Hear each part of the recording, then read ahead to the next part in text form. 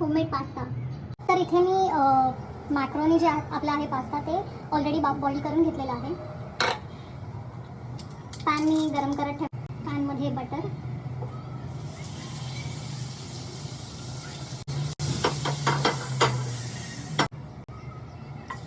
Garlic म्हणजे लसूण,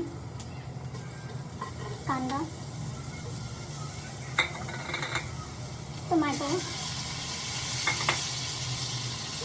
शिमला मिरची,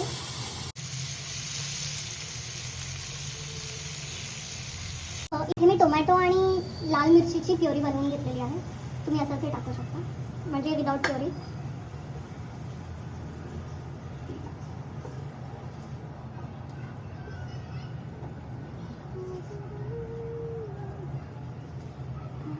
इथे मी पनीर टाकणार आहे, थोडं ऑरेगॅनो, लाल मिरची पावडर, गरम मसाला, पेरी पेरी मसाला,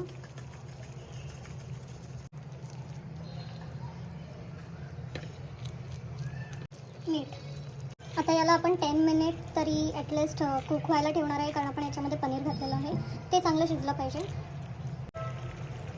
थोडं soya sauce, red chilli sauce, थोडा केचप। पिझ्झा सॉस इथे रेडी झालेला आहे, तर आता याच्यात आपण आपला पास्ता टाकून घेऊया।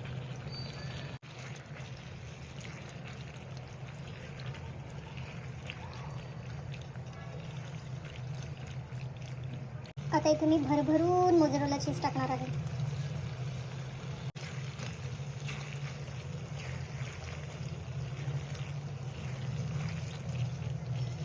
अशा प्रकारे आपला चीजी पास्ता रेडी आहे।